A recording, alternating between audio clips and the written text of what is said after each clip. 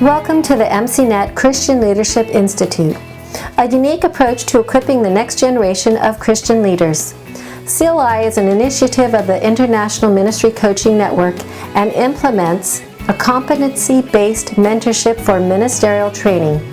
It provides a program for pastors and church leaders to train their leadership teams.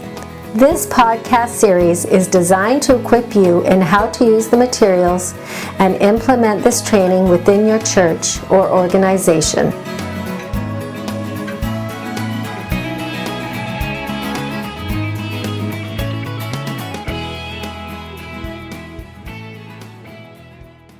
Okay, we're back to 7.2 and welcome back. And this time, Doug, we're looking at bridging cultures.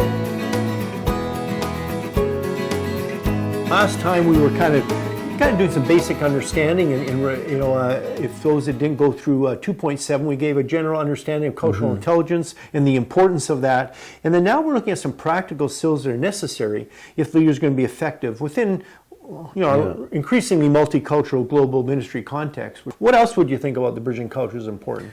Well, it's important because in bridging cultures, you're learning communication, how to communicate properly in a way that is understandable between cultures.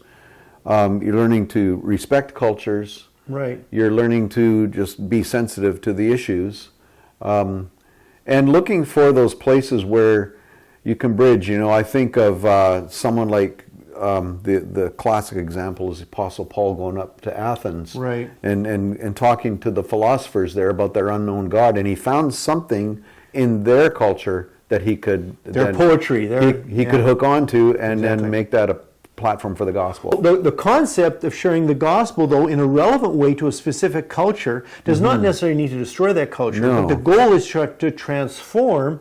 And we would make the case all cultures need to be redeemed. Right. If parts of my culture, they really need redeeming, right. Big parts of it. And so this isn't just a Western, non-Western issue, but all of our cultures need to be redeemed. And That's that comes right. through the gospel. Yeah. So we're not here about bridging cultures by saying, okay, our culture is good, yours is bad, we're going to destroy it. No, it's not that approach at all.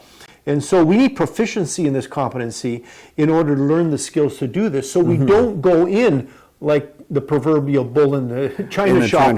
Yeah, but respect others, respect other cultures, while at the same time knowing that the gospel changes all cultures. So we have an assessment that we do. What's that about?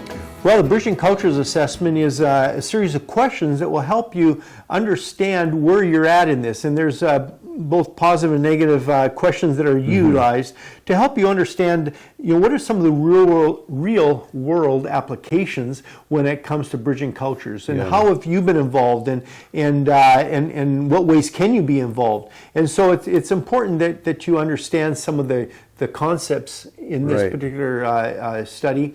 And so that's kind of what we do within the assessments, and you can see kind of on the screen some of the questions that we use for that. If you are interested in using this training program to develop leaders within your church or organization, click on the link in the description or go to our website, mcnetcli.org/contact.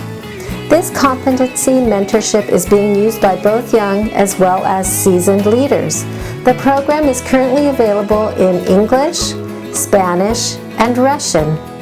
By registering, you will have access to all our materials through the CLI online platform, providing you all the materials necessary to equip your leaders.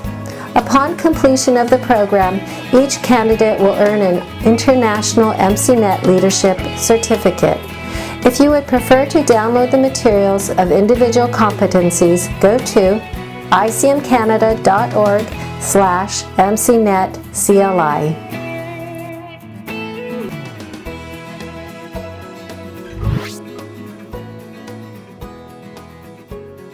Well, some of the readings that we have for 7.2 Bridging Cultures is out of our Discipleship Through Intentional Guide and our Mentoring Through Intentional Relationship Guide. In chapter 12 of the Discipleship one, we're kind of talking about what God's plan is for your life now that you've gone through all, grown now in that faith. you've built this foundation, then where is God going to call you to? What's He going to lead you into?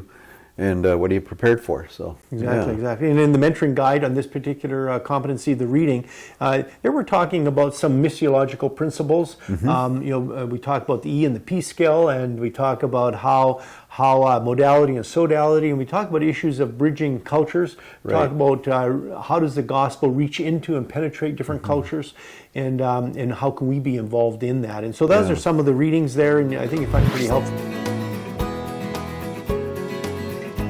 Then we move into some learning activities, and some writing again. We've done quite a bit of writing, but we get into the words. So what is the emphasis here? Well, I think we're looking at God's heart for all nations, for all people, for all tribes, and we see that right from Genesis. In Genesis, it was I'm going to make you. The reason why God was blessing the nation of Israel wasn't just so they can keep that blessing themselves, it was so they'd be a blessing to the nations. Yeah. Of course, they kind of failed in that, and then Christ came along, and then he reiterates that same heart of God for all people, and always pushing out. It's not just for you; it's for others, and so we see that. And then, of course, we're going to see the culmination of time in Revelations.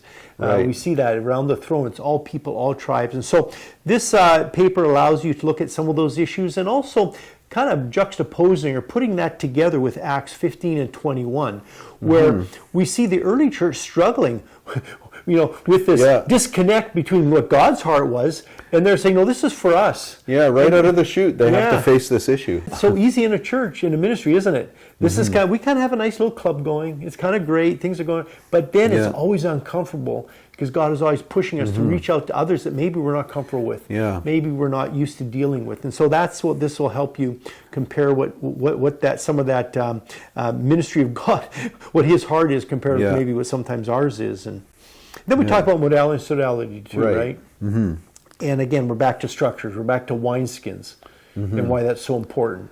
Yeah, and so there's those modalities which are the nurturing, the training, those pieces of the church. Which is a local church typically, right? Yeah, which we have to do. Those are important. Very important. Yeah. And it takes certain structures or wineskins to facilitate that. Yeah. But if you keep it there... then it will kind of... Well, if you put it grown, right? Yeah, if you put it on the life cycle, you can't keep it in a modality. You have to expand. Right? It's like if you try to hold on your life, you're going to lose it. That's right. You need to let it go, and it's the same with this. And so the sodalities are those structures that they're used to spread the gospel out to expand, and that takes a different way of doing things, a different type of wineskin. And often we see ministries that get focused on just one. And rather than seeing, it takes a different way of doing ministry to reach a different end. So then we talk about that, and also then we put together the E scale and the P scale, which is kind of a missiological talk for Winter again talked about this, where the E scale is the proximity of those around our church for the gospel. What's the proximity, or what are the barriers? Right.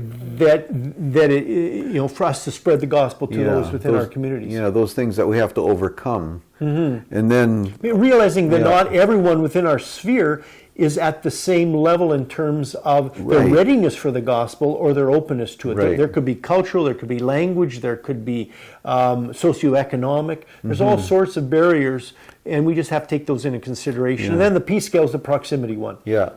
The proximity to how the culture sees your church, how they can relate to your group. Yeah. And these assessment things done as a learning activity are done within the group, within your leadership group, right? Exactly. Yeah, good point. Yeah, good point. And so hopefully this will help you, these tools, and as you implement them, and our goal, for us anyway, is to help you and your ministry to grow and be strong, and that we may see God glorified, not only in our generation, but in the next generation also. To learn more about this MCNet Leadership Training Program and how you can implement it with your leaders, download the free orientation guide at mcnetcli.org. In order to register in the program, go to mcnetcli.org/contact, or to purchase and download the CLI materials, go to icmcanada.org/MCNetCLI.